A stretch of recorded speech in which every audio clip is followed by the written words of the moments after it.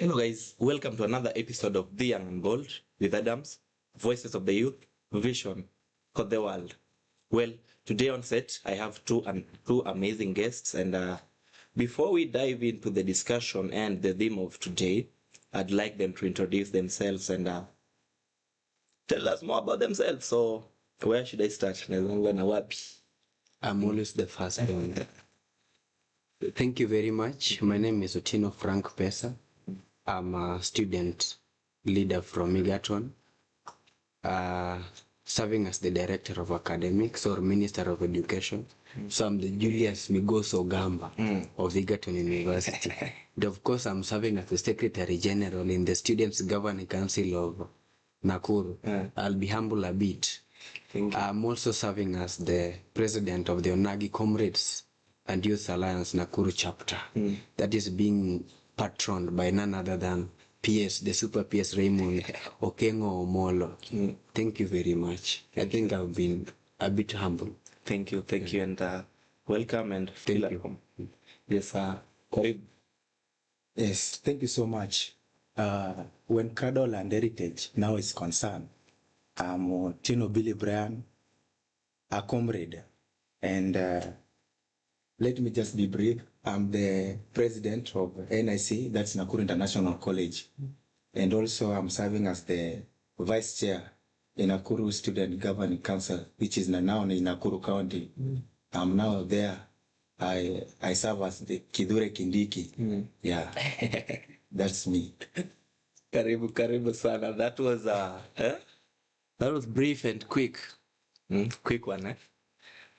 So guys, today we are going to venture into youthship today, life, trends, and the moral dilemma, exploring how youths navigate into modern life, politics, and values in today's changing world. Well, today we are going direct into the experience of youths today. And naweza uliza tu swali moja. What does being a youth mean to you in Kenya today? Thank you very much, Adams. Being a youth entails so many things. And maybe in the context of your question, when you are a Kenyan youth, maybe the Gen Z, Yeah, Gen Z. So many people think that maybe the Gen Alpha, the millennials, they are not youths. But let me talk in the context of being a Gen Z. Being a youth means navigating through so many pressure. It means you balance between your real life, the expectation of the society, amidst this dilapidating Kenyan economy. Yeah. So it involves, being a youth nowadays involves navigating through so many pressure, be it from friends, from society, from the government, from I think even from God. Very true. Yeah. So, Mr. Bill, Yes. what is your take on that one? Thank you so much, Adams. First of all, what I can at least now like to tell you that being a youth here in Kenya, first of all, is not something easy. Now to be, let us now say that we as Gen Zs, we are going through a lot. Son. Yeah, we are going through a lot as now the young people here in Kenya. And that's the reason why I will always stand now to say that being a young person here in Kenya, it's not easy. Yeah, it's not easy. It's suicidal. Yeah. Very true. That is very, very true. And by the way, sahi hata kupata kazi, and however much somebody is educated, unapata there are so many youths wenye kona degrees nini, they're outside there, and like sahi hata kupata job even with your degree, with your PhD, bana ni ngumu. But then, Adams, maybe I wish to differ with you. We don't go to school or we don't be awarded this degree so that you become employed. Yeah. It is not a guarantee that when you become educated, of course you will. You can't be employed. Yeah. But you can also employ yourself based on the education that you've gotten. So, kupata kazi ni ngumu, but kidogo hata sisi pia, I think we will dig into that deeper. Kidogo hata sisi pia, there is, before we blame maybe the people who are supposed to employ us, there is that bit that's us like youths. But With that education, before that, yes, okay, however much, yeah, we have that PhD. We also have to get a job because say life experience imekuwa juu. Unaona, the economy is high and sahi kama hujashikilia wanasemaga jack of all trades. Unaona, kama umeshikilia education, you have to have something aside that you need to do. Unaona, so it's yes, however much kuna education, but pia there should be something, and that something ninafanya hadi youth sahi wanateseka juu. Unajua wewe sahi ukipata hiyo PhD, wewe unaweka like it's a guarantee nitapata job, but unakuja into the system of today, there are no jobs. And that is why I said being a youth means you navigate between the pressure of life and the realities in the economic world. And tell me, where in this world do we lack the problem of unemployment? You will mention US, the country with the most unemployed youth. You go to Britain, you go to Canada. So it's all the same. It's all the same. Yeah. It's all the same. So when you say kupata kazi ni ngumu, yes, but before we go to kupata kazi, are you in a position to create? You said you are a senior comrade. Yes, I'm a comrade. What are you in a position? You agree with him? I want to disagree with my friend. Thank you.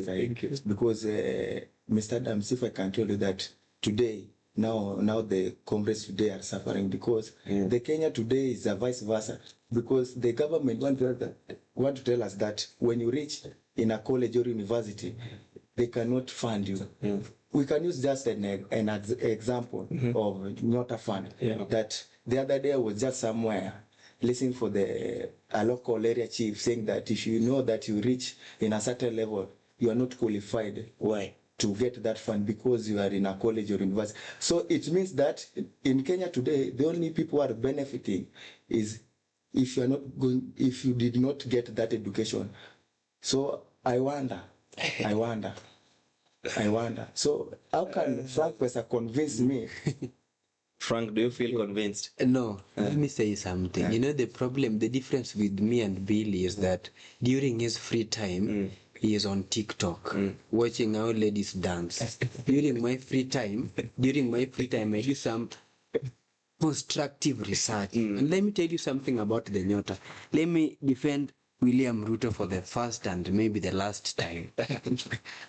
You know, the Nyota program is to uplift youths, who are already maybe to work as a starter, boost them in doing something, the starter programs. So the comrades, we are going to school. As of now, we are going to school. How do we expect this? How do we expect the government to fund us? The government, number one, is giving you money for the upkeep. The government is giving you money is funding your education. So do you want to tell me you want now to be in education? Is your education now as a part-time? Yeah. Because the reason why the government was specifically advocating for the school dropouts, these people, number one, the research shows that they have started some small business. Yeah. The SMEs. So the government want to empower them. And before you talk about the Nyota program, let us learn to distinct well elaborated programs versus the political tool. Nyota is a political tool. So can you do you have somebody you know? Yes. Mwenye amepata that Nyota fund? I know someone ajapata but atapata. How assured are you that atapata? He has met all the qualifications. So what are the qualifications? He is a dropout.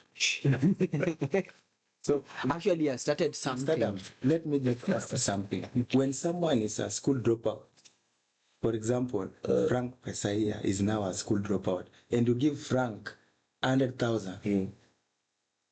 Frank, unajua hata kitu utafanyia 100,000. By the way, I mean support Mr. Bill, because let me talk about this. When you are learned, for the Nyota fund are given to people who are school dropouts.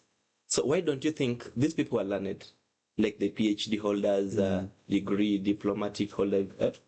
Why don't you think they should be given this amount, because they'll have that way of using it? Remember, ako learned. Unaona? Me, I think the best way wanafaa kufanya, wafai kuweka limitations. Unaona? Thank you. Let it go into records that I'm going to educate the two of you. Let it go into record. And if I can be paid for doing that, so be it. Billy and Adam, let me tell you something. I said the youths are navigating between the pressure of life and the reality on the ground. Right? Yeah. And let me tell you something.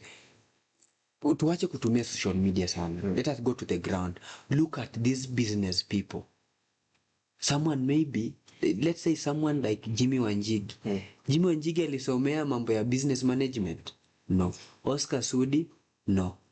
William Samoei Arap Ruto? No.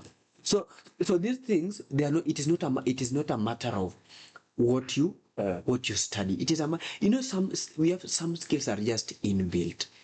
Some skills are just. However much we have the exception that maybe mtu hajaenda shule, so they lack that skills. But very little people get that skills from education. Tell me of someone who was in a business school and they are out here with their business thriving. Then why should we go to school and then to watch you empower yourself? You empower yourself. And that's why I was saying. And that empowerment, we get it through getting jobs, right? True. It is mental empowerment. There is mental empowerment. Will you eat mental empowerment? Now. Will mental empowerment put food on the table for you? Okay. And Mr. Adams, let me just ask Frank another question. Now, Frank, now you are saying that wanafaa kupewa. So even me, you convince me today that hata kwa maofisi basi waweke hao wenye wajasoma basi. How they manage? Today you have an office. So you're looking for employment. Will you look for experience, or will you look for inexperience and school dropouts? So what is your take on that one? Let us learn to distinct. Let us learn to distinct and be a little bit conceptual. We are in the process of identifying them. I have asked counties, county governments, members of parliament, MCAs, chiefs, assistant chiefs to work with us. The target is to have a million young people benefit. We're starting with 100,000.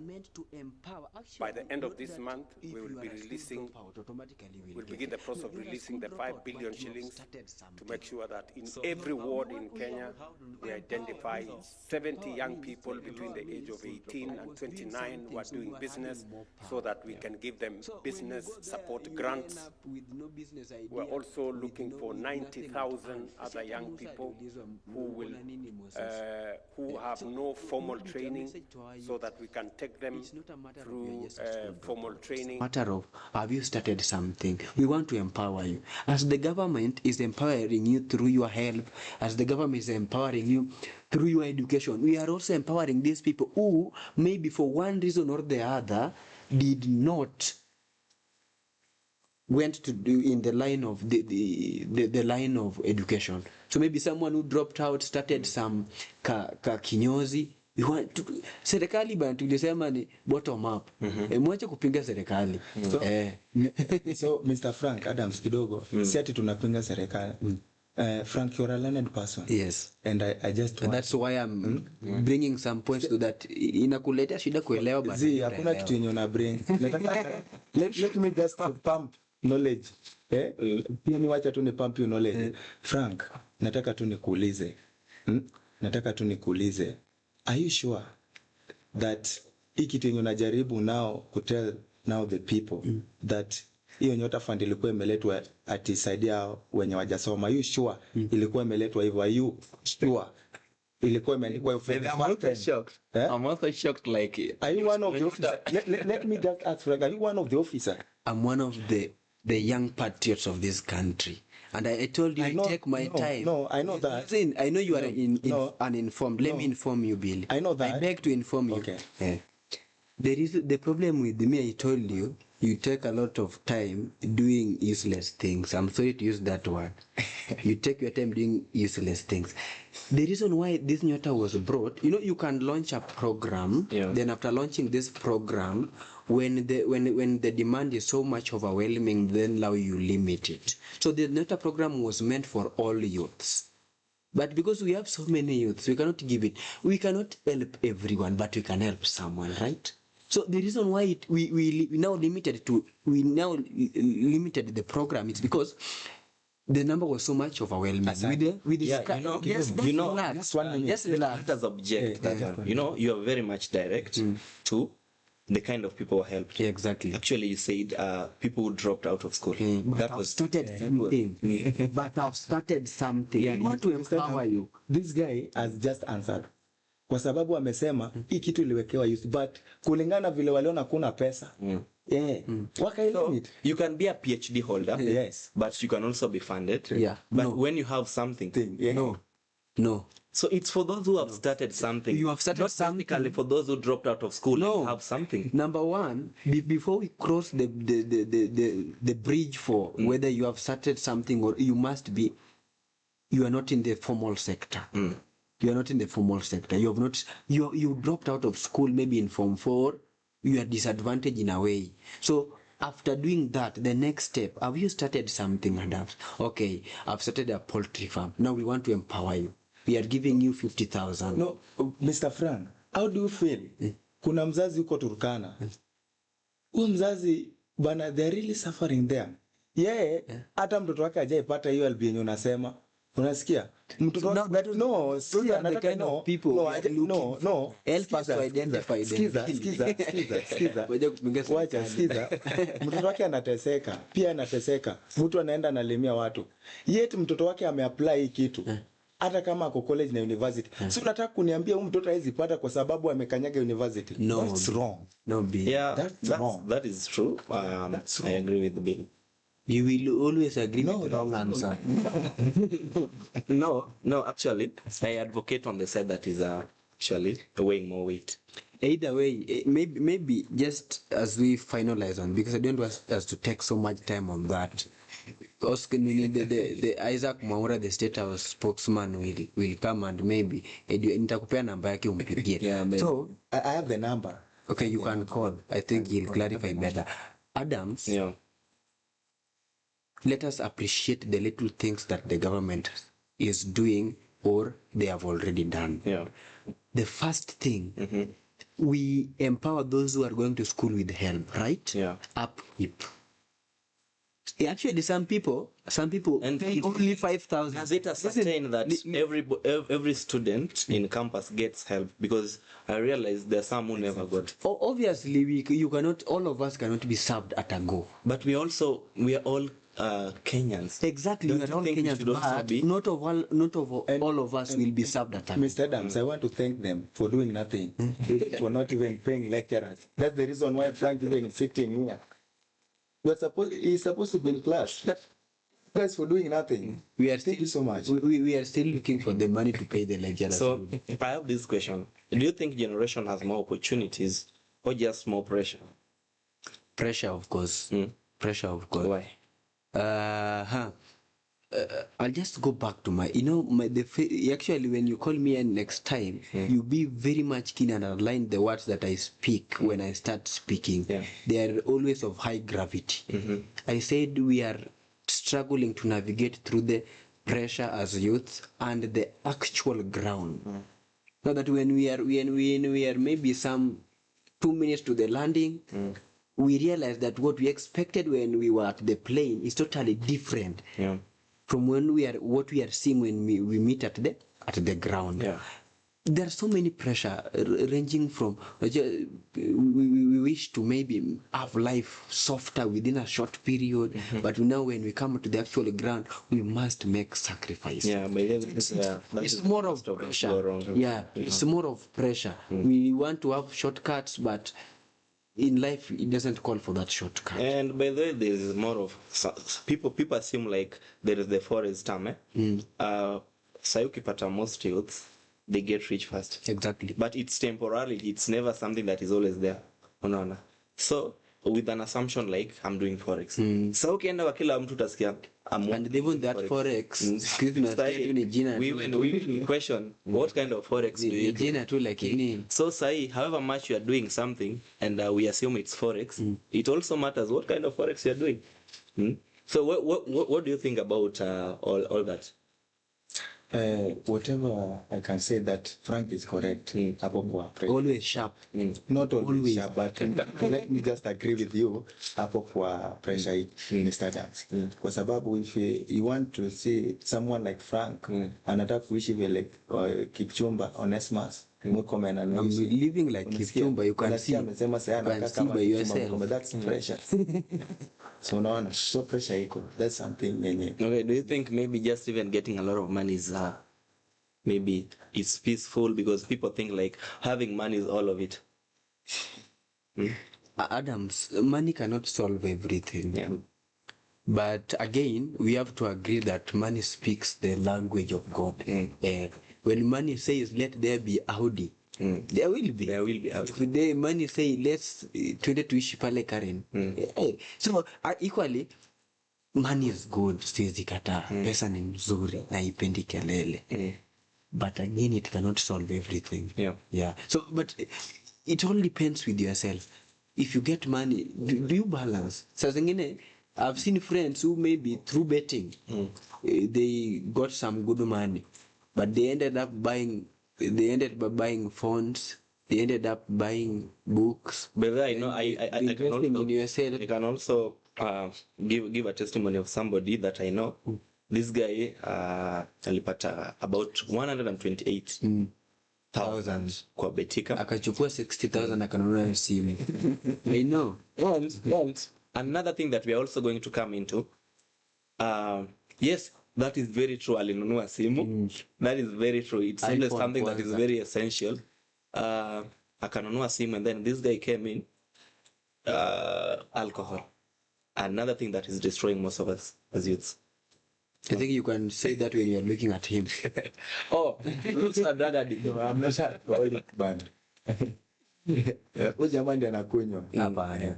Umesikia These are sober minds. Sober minds kama don't Sudi, drink. anataka kukaa kama Sudi. Sober minds don't drink. Sudi si ndiye anawaita huko Wevexo. Wameenda wamefungiwa huko, wanataka kukaa kama hao. Ojeza, there's a difference between kukunywa pombe ya 2,500 and maybe you want to stagger in the mind so that you can get one of 20,000. And by Get the way, the difference. now this guy, after he bought a phone, I don't know how worth, and he came and alikuwa anakunywa pombe. And alcoholics, one thing with them, they're always generous. Very Kuja nikubaie. So all the friends now, kila mtu akikuja, like everybody. And nataka kumbuke, yeye ni caretaker kwa one of the business institution. Unaona, yeye ni caretaker huko. Do you know, alimaliza pesa and he came back to his job. Alirudi, and the kind of friends he was with, when walikuwa nataka the wanunuliwe, they were no longer there. No. So another thing that is killing us as youths, we should also be creating awareness on drugs. True. And that is very much essential.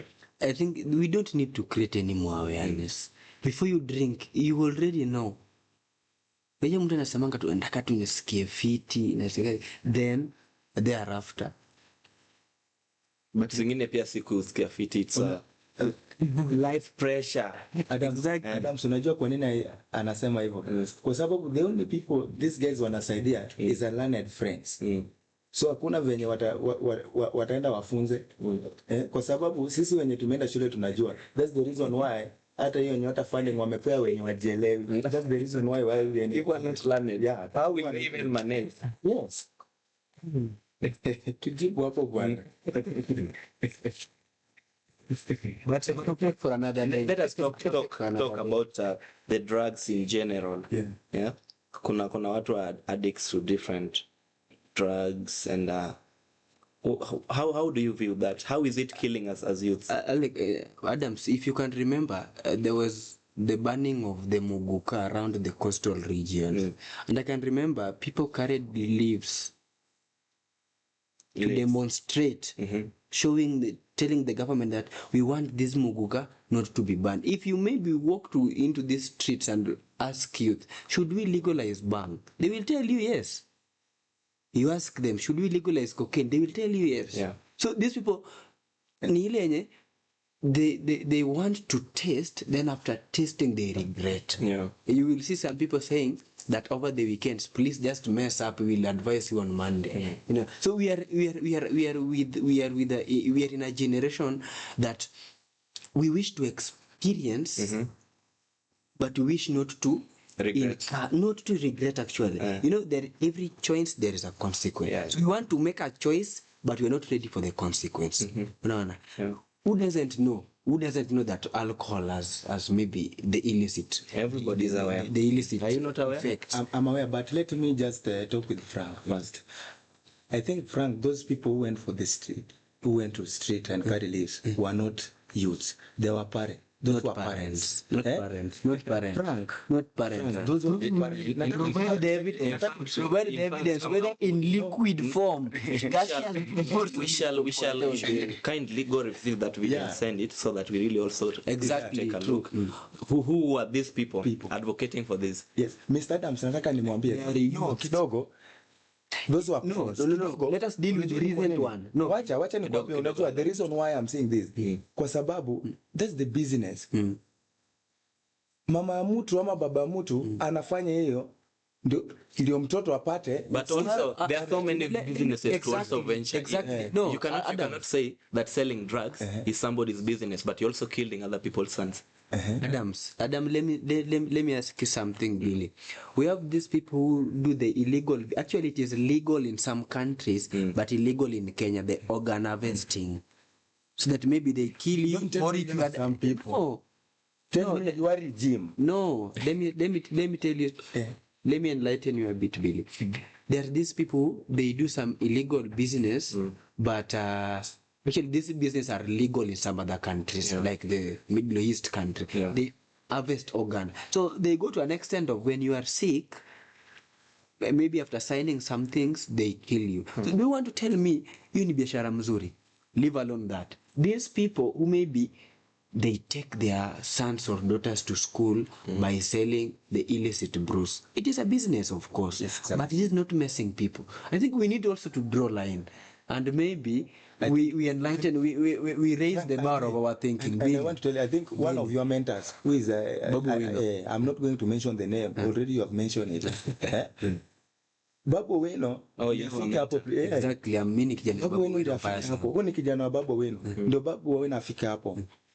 Alikwambia mzazi alikuwa anafanya nini? Alikuwa anauza changa. Exactly. And you know changa is You not must bad. agree with me. You know changa is not bad. And do you think he's advocating like it was okay? You know changa is not bad, Bill. Nisikia tena. Umeagree na mimi changa is not bad, yes. But there is a difference between, you know, there's different, actually, when you call me to a panel with someone like this, unampeleka tuende kidogo, at least akuwe na some points. If you can Google for him, at least akuwe na some points. There's a difference between changa, cocaine, bang, alcohol. See, it is what is naitwa drugs. All of them are drugs, hata Panadol ni drugs. But we have these drugs with adverse effects, right? Yeah. So do you think, for your opinion, it's okay to take changa? Someone who is selling alcohol and selling it responsibly. Kuna mtu anaisell responsibly. Exactly, of course. Can I have an example? Of course, we have those who sell alcohol responsibly. How But to what context is it responsible? I know responsible is relative, and they do it in this way. Ukiingia bar, they always indicate not allowed for under 18. That is being responsible. Not allowed for under the age of under 18. That is being responsible. And I was to tell you something, guys. When the Nakada was upgrading the age from 18 years to 21, how did the youths react? They were cheerful. Not cheerful. They weren't? They were not cheerful. Walikuwa nasema bana, mbona wanapandisha hiyo miaka wao wenye hawajafika 21 years. But we wanted just to regulate how people consume. You go to the streets, watu wanalala kwa nini hata wakuina time na mabibi zao, and you are still advocate. Yes, it is a business bill, but at least let us do it responsibly. Yeah.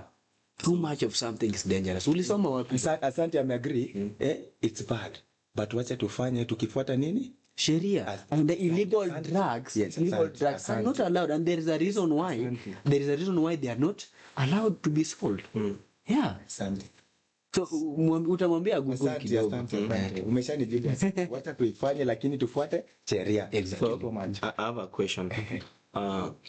In relation to youthship, when it comes to relationship, how does it affect the life of a boy child or a girl child or a youth?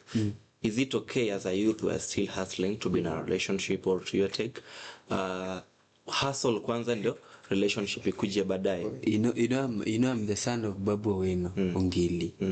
And Ongili said, Paul, that when you are graduating from university, you have to graduate with 2 degrees. 2. You have to graduate with the degree that brought you from your home, and you have to graduate with a wife. Exactly, someone who understands you. You know, I always tell some of these my youth. To find someone who understands you, someone who supports you, build from the scratches. Build from the scratches. How special are we? People in the 20th century were marrying at 17, and they were still having so many cows, huge lands, huge tracts of land. Kwani mama ngena aliolewa akiwa miaka ngapi? It's okay, but the reason why, I mean the point where we miss it is because we focus so much on, we want to enjoy life. We are not enjoying it responsibly. Yeah. So as you hustle, find someone to help you. Hustle. Hold on that. Nasikia kuna kamera moja imekuwa hapo. Nitashughulikia, but hapo on the relationship part ushapiga hiyo take, nataka ni weka tu kamera itatupata mbele. Wacha nini? Bana bila beta nyingine. Oh. Toshi tuna hiyo. So unge move in hapa. At least you'll be. Unajua hii kamera ina capture mwenye akona point. Endelea. Nakukopasa. Kama nini? Hao ni mtu wangu. Tunataka ubambe. Wewe na capture mtu akona point. Ameenda wapi? Si ameenda na yule jamaa. I think ako. Menda huyu.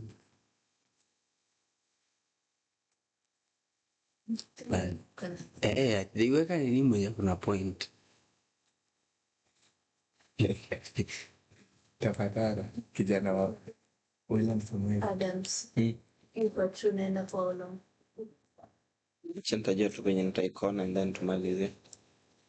Watu wakiongea minutes. Alafu izimike. 23 hata ni Sharon that too. So you can continue and slate. So when you umesikia kwake, to him it's okay, like when you're hustling, relationship also. Kiasi. Tunarumia editors pia bwana. So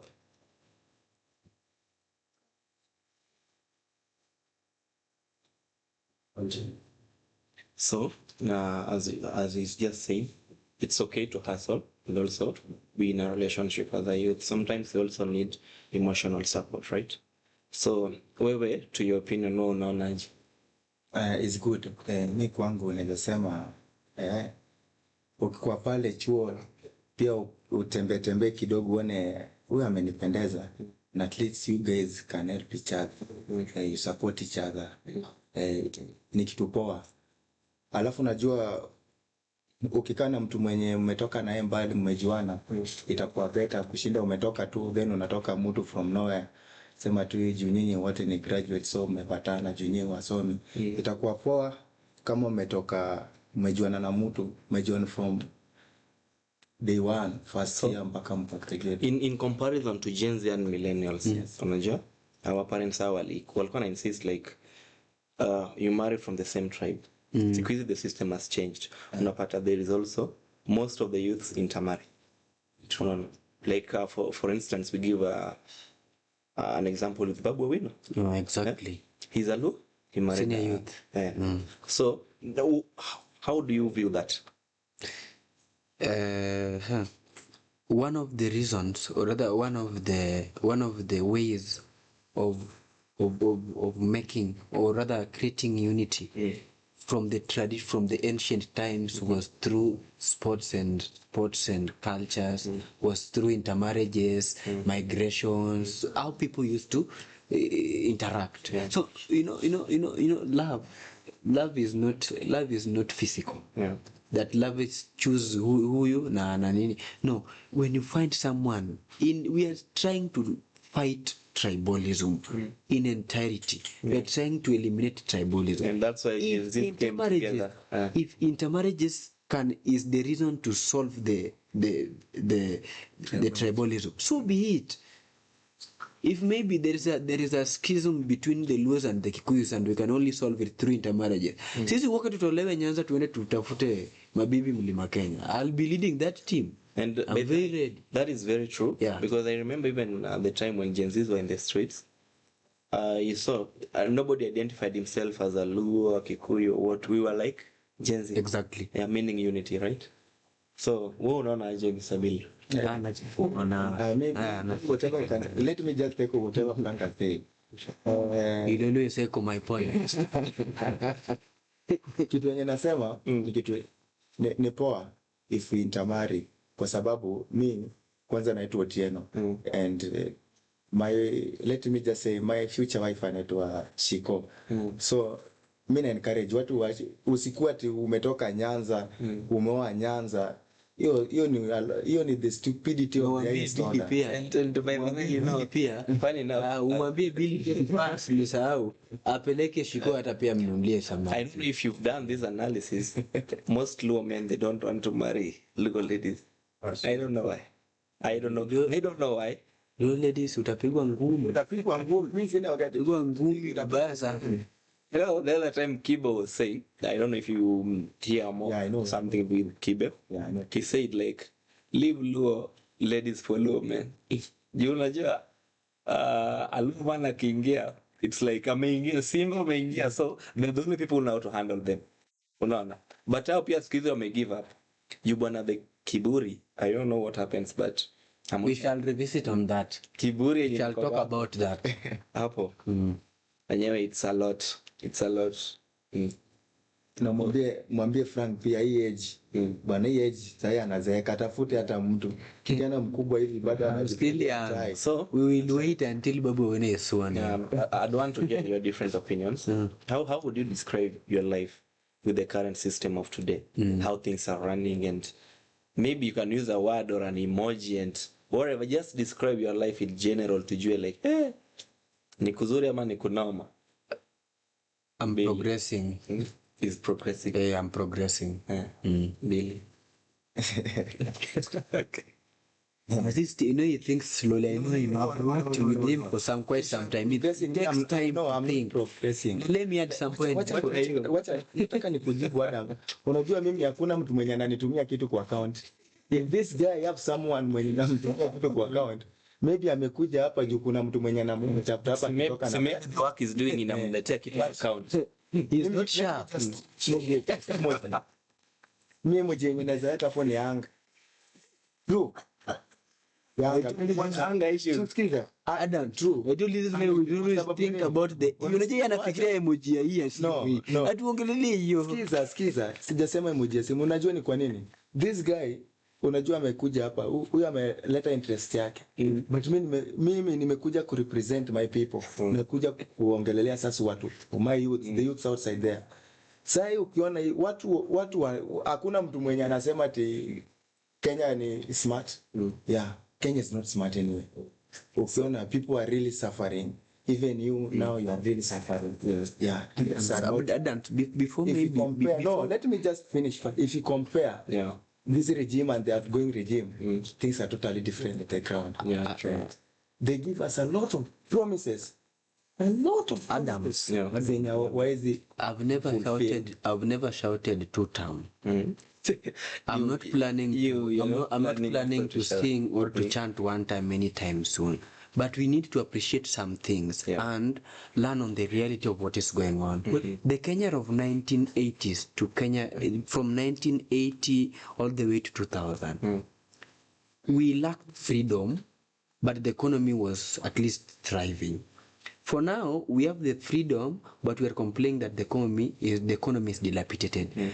So we are just facing problems, but in a different version. Yeah, true. A different version.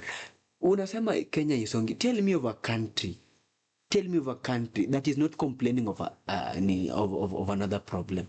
I saw Namibian president said that they will make education free from primary. Frank. Let me make my Just let point. him finish. Let me make my point. We are not here You know, to talk for the Namibians. No. But Okay. we are here to talk for the we are Kenyans. making. Okay. Unajua, he has never done any just research. Kindly allow him to finish. You have, Kindly you allow have him never to done finish. any research, so you don't know what to make reference means. It doesn't mean I'm taking to Namibia. You don't have a passport. Sijasema hivyo. I want you just to Relax. talk I want a with Kenyans. passport. I want a passport. When do you want a passport? This guy. Let me just inquire.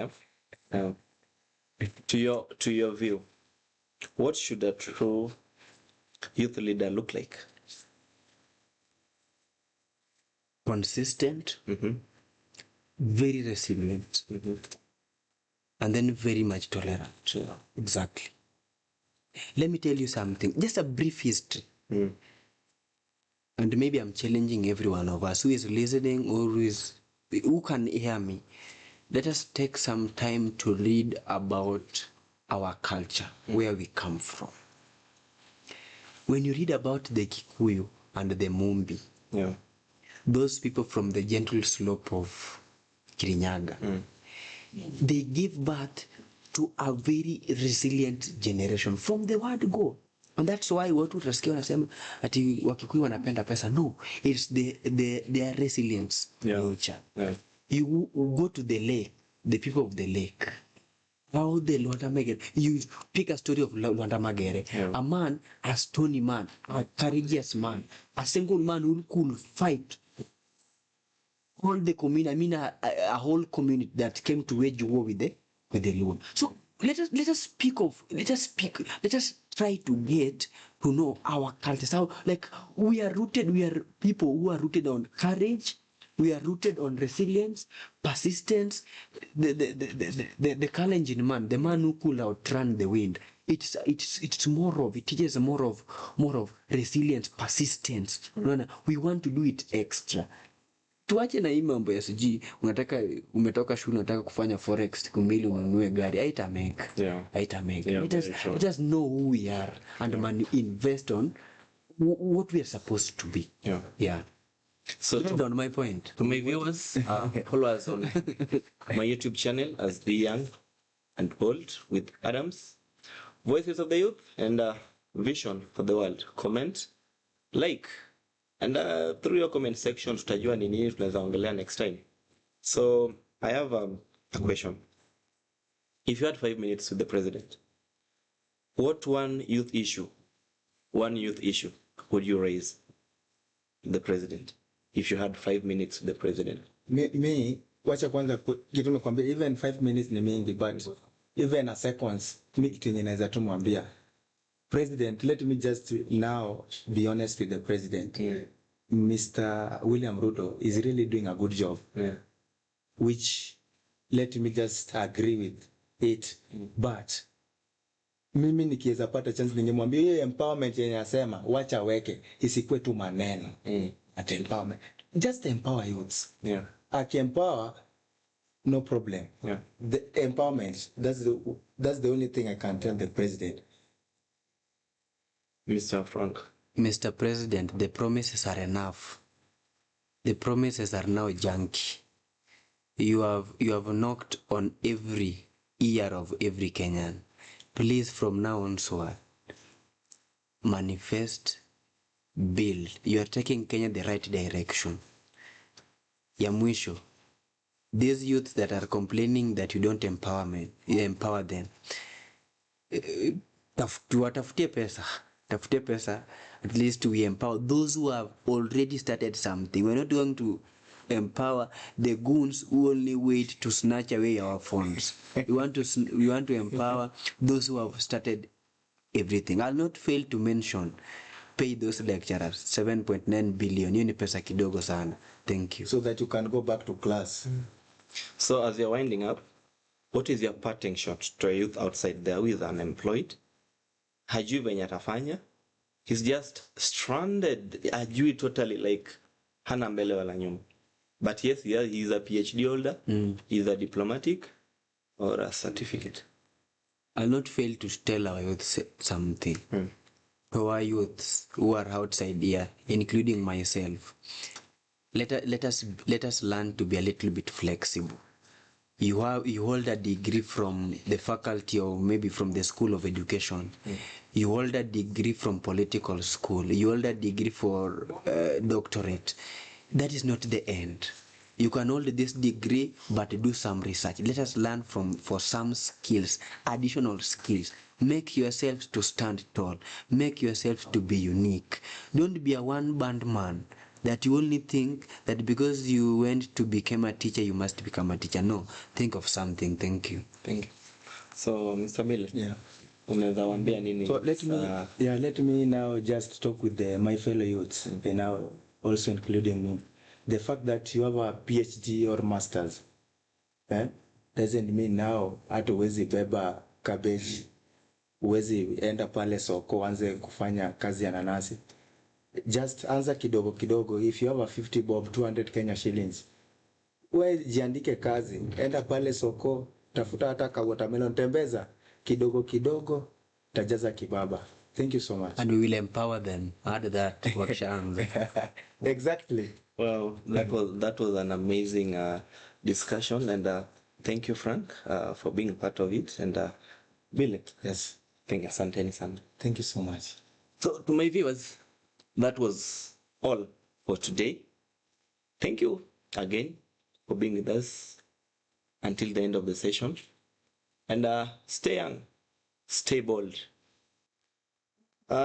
Stay young, stay bold. And to my viewers, thank you for being with us again. And do not forget to like, subscribe, and comment. Through that, we shall get more to discuss. And yes, so until next time.